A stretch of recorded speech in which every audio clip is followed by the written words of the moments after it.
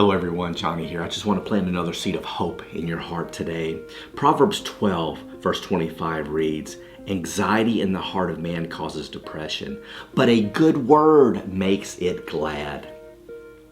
Anxiety in the heart, frustration, fear, nervousness and anxiety in the heart will lead to depression. That's the end result of anxiety if it's left unchecked. But the Lord says, hey, a good word will make it glad. What is that good word?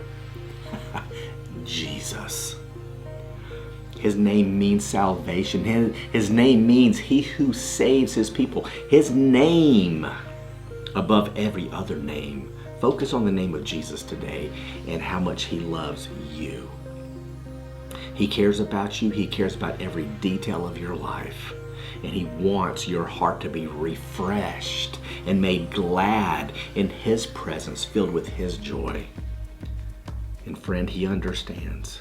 He walked this earth as a man, so he gets it. And more importantly, he loves you. Be encouraged today.